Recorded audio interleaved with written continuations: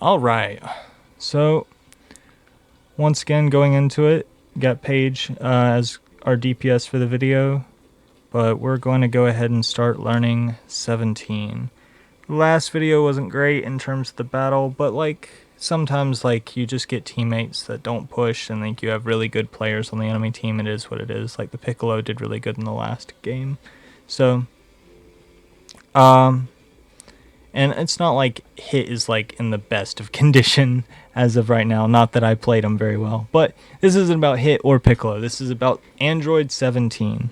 Android 17, his passive is really interesting.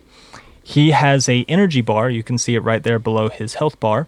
When that is filled, he can use one of his skills while it's on cooldown as like an extra use. But the extra use version of that skill will have an extra buff as well. And I'll go over what the extra buffs are when we get to the skills, but some of these buffs are like really, really good, and like they've been buffing what this character can do with his extra skills like since the game launched. Like they have like I don't think I've seen this character get nerfed. He has been exclusively buffed. And for that reason, he is one of my favorites to play.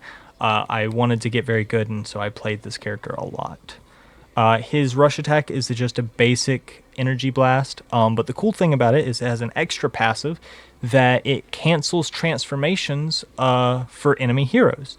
So if you're going up against like a Vegito in the early game, Vegito can transform into Super Saiyan at any time, and he can just like make it so that I'm gonna get my health back. You can't do anything to me.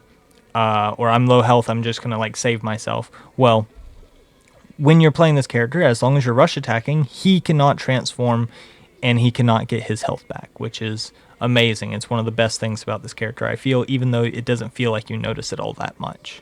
I wish that more technicals had this passive, to be honest with you.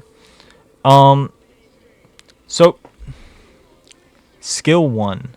Skill 1 flings an energy ball in the direction of an enemy. Enemies hit by the attack will have their buff status effects converted into a debuff status effect of the equivalent type. If it is reactivated with his energy reactor, so the passive where he gets the yellow bar filled and he gets to use it again, they will receive additional damage based on the amount of debuff status effects. So basically, if you throw the first ball, it will convert all of their buffs into debuffs. So say you're going up against a Daima who gives himself hella defense buffs. If you convert all of his defense buffs into defense debuffs, he will then take more damage. But then if you use this skill again against him, he will take even more damage based on the amount of debuffs that he then technically applied to himself. Making this like a really, really good move to like just spam twice to get really good burst damage on enemies. Skill 2. This is a dash type move. It applies movement speed down to enemies that are hit. It diminishes over time and it's very quick. But if you use the powered up version with the passive, it becomes a stun instead of a movement speed down. So if you use it once, it like then slows them down. If you use them again, then you get your stun off, and you can make it so your DPS can actually like deal their damage while they're stunned. The most important part of his kit, and the part of it that I use the most, is his skill 3. So this gives yourself and your nearby allies extra HP or shield because it's over health. Which means that it takes more damage to actually deplete than normal health, which is super good, especially when you are playing with a Vegito who already gives himself over health for attacking enemies. So giving them more over health makes them even tankier in a fight. It does go away after, I want to say, 2 seconds. So you kind of want to time it based on the enemy skills. So like if you see that there is a Goku about to throw out a Kamehameha, then you press this real quick as a AoE, and it gives you and your ally some over health that will protect you against the Kamehameha. If you apply it again, it not only gives you the overhealth, so you can get even more overhealth, and you can stagger the overhealth amount. So like you can like place the overhealth, wait a second, do more overhealth, and like the overhealth will diminish like periodically. But the second amount of overhealth, as long as the second amount of overhealth is there, you get a movement speed up boost. So your just regular movement speed will be quicker while you have that overhealth, which is great for chasing down or chasing down your opponents, or even allowing your allies to run away. So if you see that they're like trying to run away, you can use your shield. It will not only give them shield, but give them a movement speed buff to actually get away from the person that's chasing them. The ultimate. The ultimate is really good. It counters so many characters. There are so many characters that are considered bad in this game just because of the way that his ultimate works. It sets up a barrier to protect you and your allies. Basically, it gives you and your allies a ton of overhealth, like max Gekishin burst level amounts of overhealth. And while doing that, it also does damage. It also applies movement speed up to all of your allies. Then on top of that, it applies no healing to all enemies hit. So any enemy any enemy hit by your ultimate then cannot benefit from healing effects from, like, say, Majin Buu, or say the current extra rule that they have in the game, which is like some people's AoE attacks would apply healing. Well, when you use this ultimate, it makes it so they don't get the benefits of the healing attacks, whereas your team not only gets the benefits, but they also get overhealth. So he's a counter to the healing card meta, or the healing rule. He's a counter to Majin Buu. He's a counter to Baby, because Baby's whole gimmick is that he goes inside people, and while he's inside them, he can then heal them. He's a counter to Kale, because Kale, the way she works is obviously when she transforms, her ult gives her overhealth. Well, when he ults, he literally takes away all of her overhealth, which will then cause her ult to just kind of de-transform. Like, she'll go back into her base state and her ult will just be cancelled. He is also a counter for Vegito, because Vegito relies on getting overhealth to stay in a fight, but 17 can then just take away all of his overhealth and he can't get any more overhealth. Like, all of these characters that are really good because they can heal themselves, they can heal their allies, they benefit from these cards, 17 just counters all of them with like one button. He's very good. I would not say that he's the best technical in the game, just because there are technicals that offer a little bit more value in terms of what they can do in the game. The characters that they can just completely deny the ability to secure boss. He does not have good boss secure, I would say, is like his biggest thing. Like, he's not going to be very present on the boss outside of just keeping his allies alive so that they can do it. Which isn't a bad thing. It's why he's like considered, like, I would say, top 3 best technicals in the game. But there are characters that do that, and they do it much better than he does, while also having a lot of stuff in their kit. But yeah, that's basically his kit. We're gonna see if we can get into a match and see what we can do with him. Probably should do that.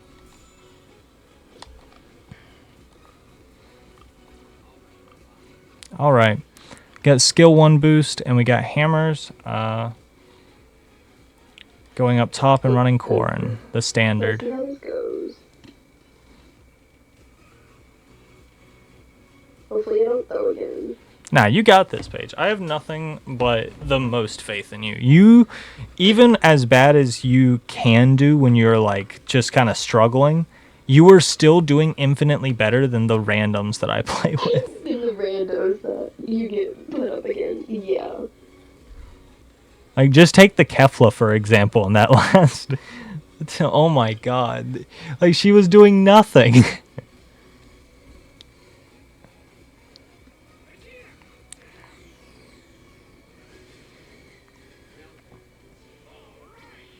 Yeah.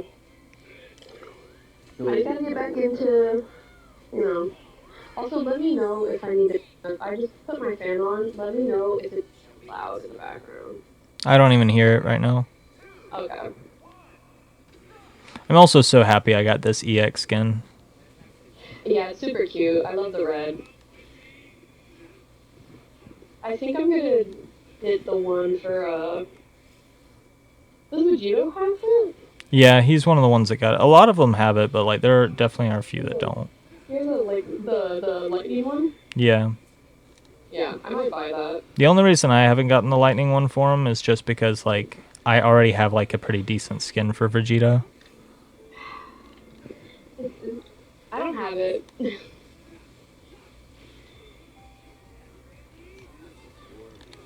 Oh.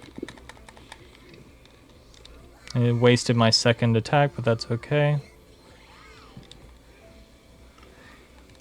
You see how he can just kind of get out of there? Alright, we're gonna go... Did zoom out of there. Yeah, he just gets to do that anytime he uses a skill.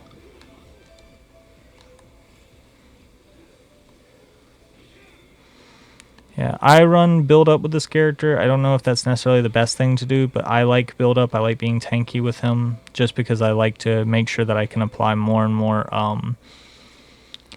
healing to people. But Snowball is also not a bad one to run with this character. I think that it works just fine. Hello? Like, I mean, if that's what you want to do. Nice. Let's go get the thing then. Sorry, I wanted to heal up a little bit before I came over there. Okay, I'm back now. Yeah, also Kid Goku has really good Kai Secure, so you kind of have to like just take him away from it. Yeah, well, not just be on it. You need to be on him specifically. Like you saw how I like chased him out of the range of the Kai before actually engaging the Kai. His power pole basically insta kills Kai at like anything less than 50%. I see. All right, we're gonna go with this. Also, the way that let's go to Kai. The way that Giant Slayer works.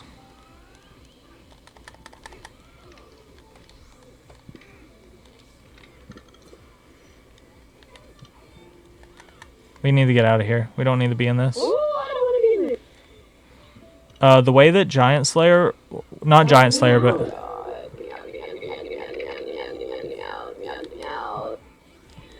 Thank you. you need to get like near me so I can actually give you healing. Sorry, I was really low, so I was just trying to be away from them until the tower came back for the heals. They're on that. Good. They have to go heal.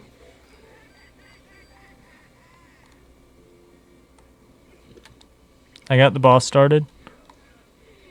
Okay, there's 4 people over here, so I might get cooked. I mean, if y'all can take that because I distracted all 4 of them. Yeah. Okay, there you go. My death was good.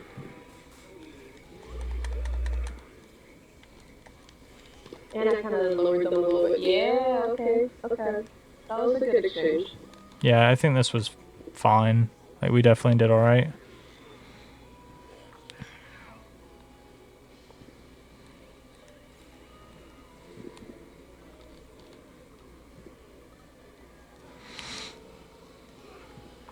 No, so what I was saying, the way that Prepare to Die works now, so when they're less than 50%, if you attack someone who has less than 50% HP, you get a 20% damage buff. Then, if you continuously attack that person for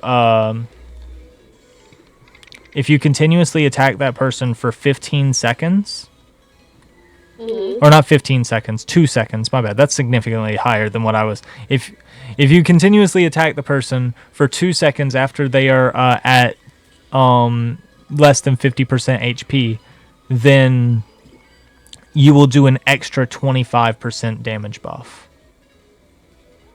So it gives you a 45% damage buff in total. That's pretty good.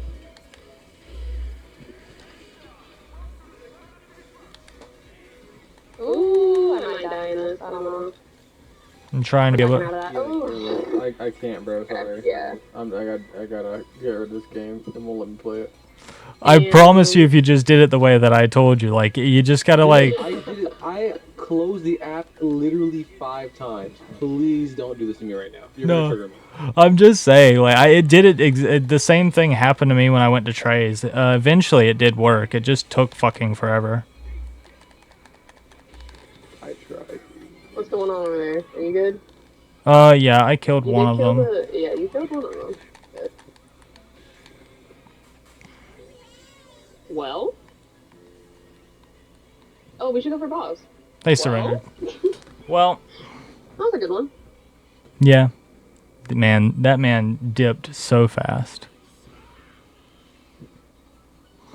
But, yep, I think I think I played the character pretty well. I definitely think that I think I could have done a little bit more, but we showed off the ult, we showed off some of the things that he can do, we showed off the damage, especially with damage 1 up. I didn't do the most, but, like, to be fair, like, we just had a really good team. Pretty short video, but I think we did what we had to do with the character.